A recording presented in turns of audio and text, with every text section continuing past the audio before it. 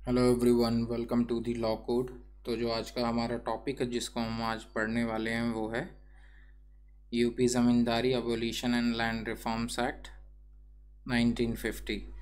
तो ये जो एक्ट है ये हमारा आज़ादी के बाद आया। हमें आज़ादी कब मिली? 1947 में।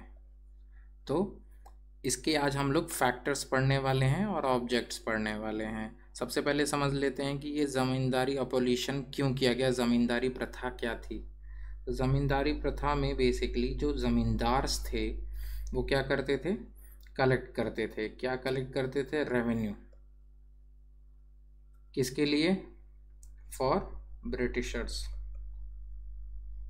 और किससे कलेक्ट करते थे रेवेन्यू? फार्मर से।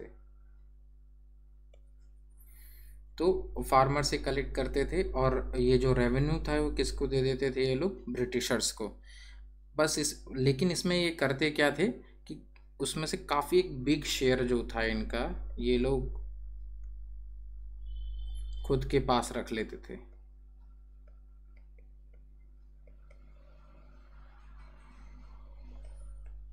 तो जो ये सिस्टम जो है, ये जो सिस्टम जो 1950 में आया, इसमें क्या था? ज़मींदारी प्रथा को ही ख़त्म कर दिया गया। और अब जो ज़मींदारी प्रथा ख़त्म की गई, इसके लिए इसके पीछे क्या क्या फैक्टर रिस्पॉन्सिबल थे? तो जो सबसे पहला फैक्टर था वो था पॉलिटिकल फैक्टर। और दूसरा क्या था जिसको आज हम पढ़ने वाले हैं? Social factor. और तीसरा कौन सा फैक्टर जो हम पढ़ने वाले हैं वो है इकोनॉमिक फैक्टर। ये तीन चीज़ें पढ़ने वाले हैं। ये पहला तो हम आज फैक्टर पढ़ेंगे, दूसरा ऑब्जेक्ट्स पढ़ेंगे। मीन्स क्या क्या उद्देश्य थे ये एक्ट पास करने के पीछे। अब सबसे पहले आज जो हम डिस्कस करने वाले हैं वो है पॉलिटिकल फैक्टर। फैक्टर्स के अंदर पॉलिटिकल फैक्टर में सबसे जो पहला फैक्टर है वो है ब्रिटिश लेगेसी। ब्रिटिश लेगेसी को ही ख़त्म कर दिया। ब्रिटिश लेगेसी किस चीज़ के ऊपर बेस्ड थी उस समय? ज़मींदारी सिस्टम के ऊपर बेस्ड थी। ज़मींदारी सिस्टम जो मैं आपको ऑलरेडी समझा चुका हूँ कि जो ज़मींदार थे वो ब्रिटिशर्स के लिए एज ए मिडल मैन काम करते थे और उनके लिए टैक्स जो था, रेवेन्यू जो था, रेवेन्यू कलेक्ट करते थे। और दूसरा क्या, ये ब्रिटिश लेगेसी के अंदर जो टेनेंट से फार्मर्स को एज ए टेनेंट लिया जाता था उसमें उस समय, और उनके पास कोई राइट नहीं था। राइट किस चीज़ के ऊपर? राइट ओवर लैंड, जिस पे वो खेती करते थे। पहले हमारी जो अर्थव्यवस्था थी जो आज़ादी से पहले, वो किस चीज़ के ऊपर बेस्ड थी? एग्री बेस्ड थी। तो एग्रीकल्चरल बेस में जो टेनेंट्स के पास किस चीज़ के ऊपर अधिकार नहीं था? लैंड के ऊपर अधिकार नहीं था। जो भी वो खेती करते थे वो 99% के पास अपनी अपनी खुद की खेती नहीं होती थी, वो रेंट पे लेते थे। तो उस समय ये जो सिस्टम था इसको ही ख़त्म कर दिया है। पॉलिटिकल फैक्टर क्या थे जिसकी वजह से ये सिस्टम ख़त्म हुआ? उसमें टेनेंट्स विदाउट राइट मीन्स ये सिस्टम ही ख़त्म हुआ। उस समय अगर उसको सरवाइव करना था तो सरवाइव करने के लिए वो लोग खेती करते थे। मीन्स एग्रीकल्चर में वो लोग एग्रीकल्चर के ऊपर डिपेंड करते थे। और लेकिन अब जब जिनके पास अपनी खुद की खेती नहीं थी वो लोग रेंट पे लेते थे और उसमें उन लोगों को हाई रेंट देना पड़ता था। नेक्स्ट पॉइंट जो है हमारा डेमोक्रेसी आफ्टर इंडिपेंडेंस। जैसे ही हमें आज़ादी मिली 1950 में, वो हमारी जो आज़ादी थी हमने डेमोक्रेसी अडॉप्ट किया था। तो डेमोक्रेसी में क्या होता है कि इक्वालिटी, जो डेमोक्रेसी है वो इक्वालिटी के ऊपर बेस करती है। मीन्स हर किसी को समान अधिकार है, चाहे वो फार्मर्स हो, चाहे वो ज़मींदार हो, चाहे वो कोई भी हो, तो उन सबको इक्वल राइट्स मिले। और नेक्स्ट इसमें क्या, और उसके बाद क्या हुआ उसके अंदर कि स्टेट और फार्मर के बीच में डायरेक्ट रिलेशन होने लग गया। बीच में कोई मिडल मैन नहीं था। तो ज़मींदारी सिस्टम में मिडल मैन कौन थे? ज़मींदार्स। तो ये सिस्टम जो है इन्होंने ख़त्म कर दिया। अब एक और चीज़ क्या हुई डेमोक्रेसी के आते ही कि एक्सप्लॉइटेशन जो था, फार्मर्स का जो एक्सप्लॉइटेशन था उसे ख़त्म कर दिया गया। कैसे ख़त्म कर दिया गया कि इस प्रथा को, जो ज़मींदारी सिस्टम है, उसे ख़त्म कर दिया गया।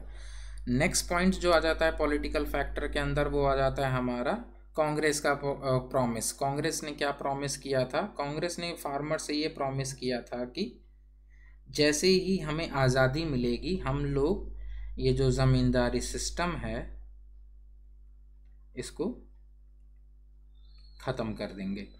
और इसी की वजह से उन लोगों को अपनी इलेक्शन कैंपेन में या नेशनल मूवमेंट में किसका सपोर्ट मिला था? पीजेंट। पीजेंट्स क्या होते हैं? पीजेंट बेसिकली वो फार्मर्स होते हैं।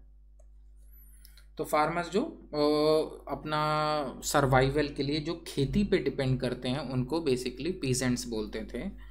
तो उनका उन लोगों का सपोर्ट मिला था। किसको मिला था? कांग्रेस को। किधर? नेशनल मूवमेंट के अंदर। और जो नेक्स्ट चीज़ है उसमें ये था कि promise had to be fulfilled post independence. आज़ादी के बाद ये प्रॉमिस फुलफिल भी हुआ था कि ये जो सिस्टम था, ज़मींदारी सिस्टम था, इसको 1950 में ख़त्म कर दिया गया।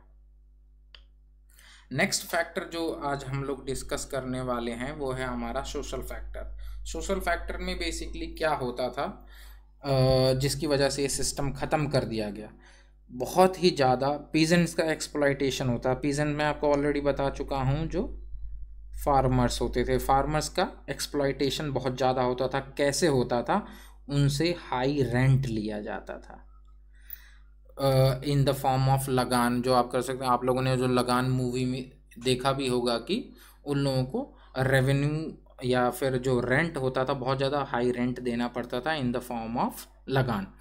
एंड उन फार्मर्स का कोई भी लैंड के ऊपर राइट नहीं थे, कोई भी राइट्स नहीं थे। मीन्स स्पेशली ओनरशिप का कोई राइट नहीं था। अब जो नेक्स्ट पॉइंट जो डिस्कस करने वाले हैं वो है इनइक्वालिटी। इनइक्वालिटी बेसिकली क्या मतलब? सोशल फैक्टर में इनइक्वालिटी क्या होती थी कि बहुत ज़्यादा गैप था between rich zamindars and poor farmers. Rich zamindars means कि वो लोग जब रेवेन्यू कलेक्ट करते थे किससे? फार्मर से, तो उसका एक बड़ा हिस्सा, बिग शेयर, वो लोग अपने पास रख लेते थे। इसकी वजह से क्या हुआ कि ज़मींदार जो हैं वो रिच होते गए और फार्मर्स जो हैं वो पुअर होते गए। वही सेम हेयर कि सोशल गैप उसकी वजह से बढ़ता गया। क्यों? क्योंकि ज़मींदार रिच होते गए और फार्मर्स जो है पुअर होते गए। ये जो आइडिया था ये अगेंस्ट था किसके? इक्वालिटी के, जिसकी वजह से ये सिस्टम जो है, ये जो ज़मींदारी प्रथा है उसे। नेक्स्ट जो है पीजेंट मूवमेंट। पीजेंट मूवमेंट का भी रोल था बहुत ज़्यादा as a social factor in zamindari abolition and land reforms act. तो इसमें क्या होता था कि बहुत बड़ी बड़ी जो किसान सभा थी और किसानों ने प्रोटेस्ट करना चालू कर दिया। और उन्होंने प्रोटेस्ट कैसे करना चालू किया? उन्होंने अपनी किसान सभा बनाई और इसके अगेंस्ट प्रोटेस्ट करना चालू कर दिया कि अब ये सिस्टम को ख़त्म किया जाए, उनका एक्सप्लॉइटेशन ख़त्म किया जाए। इसमें क्या किया उन्होंने? डिमांड क्या किया कि भाई ये जो ज़मींदारी सिस्टम है इसे ख़त्म किया जाए। और उन्होंने इसकी वजह से, जो इनके प्रोटेस्ट एंड मूवमेंट की वजह से, बहुत बड़ा जो सोशल प्रेशर आ गया किसके ऊपर? गवर्नमेंट की वजह से, जिसकी वजह से गवर्नमेंट को ये जो सिस्टम था इसको ख़त्म करना पड़ गया। जो नेक्स्ट फैक्टर है जो अब हम पढ़ने वाले हैं वो है हमारा economic factor. Economic factor is also responsible for ending of zamindari प्रथा।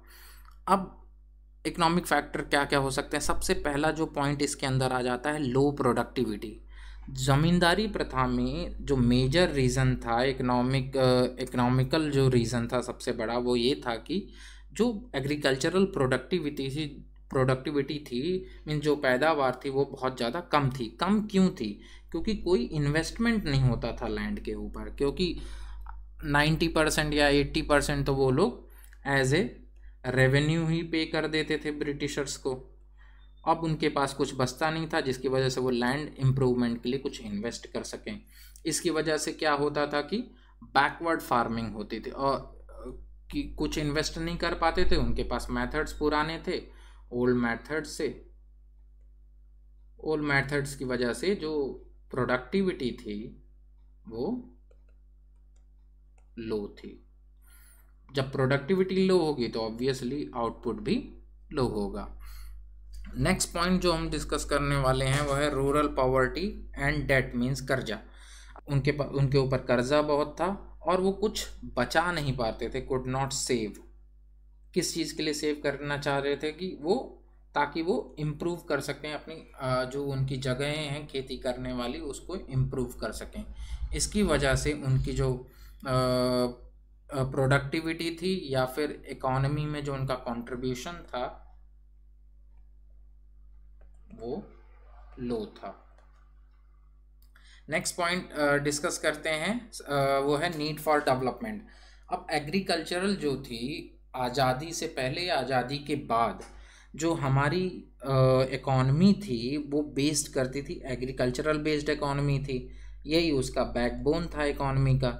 इसकी वजह से इसमें इम्प्रूवमेंट चाहिए था ताकि हम लोग अपनी इकोनॉमी को बूस्ट कर सके। इसलिए ये जरूरी था कि फार्मर्स को उनका लैंड राइट दिया जाए। अब लैंड राइट कैसे दिया जाएगा?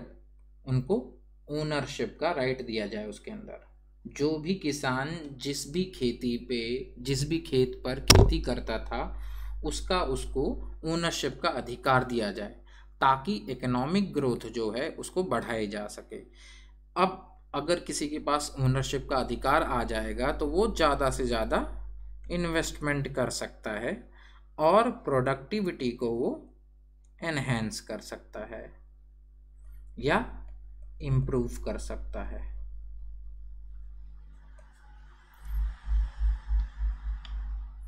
नेक्स्ट हमने ये तो डिस्कस कर लिया कि क्या क्या फैक्टर्स थे जो रेस्पॉन्सिबल थे कि इस ज़मींदारी सिस्टम को ख़त्म किया जाए।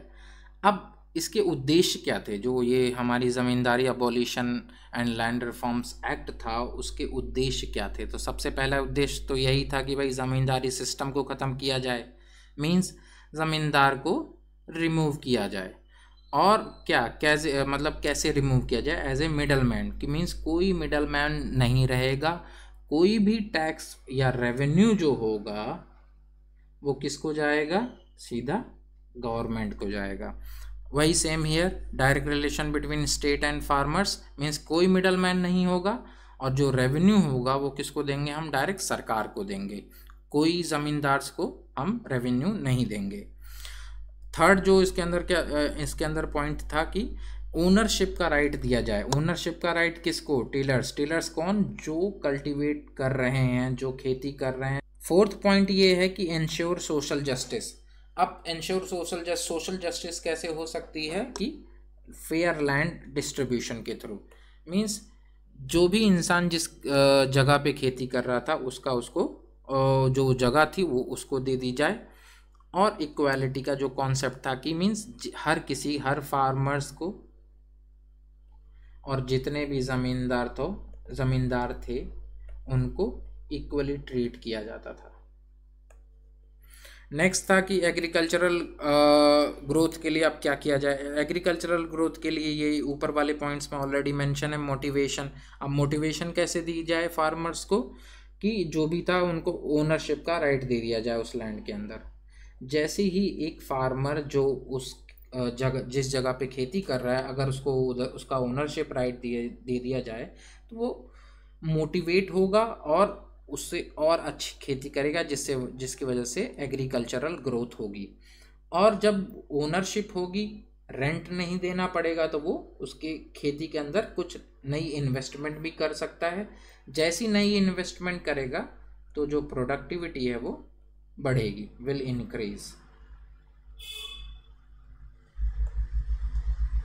तो आज का ये जो हमारा टॉपिक था बेसिकली ये था कि क्या क्या फैक्टर्स थे जिनकी वजह से ये ज़मींदारी सिस्टम थी वो ख़त्म हुई। दूसरा उसके क्या ऑब्जेक्ट्स थे, जो हमने ऑलरेडी डिस्कस कर लिया है। मिलते हैं नेक्स्ट क्लास में। धन्यवाद।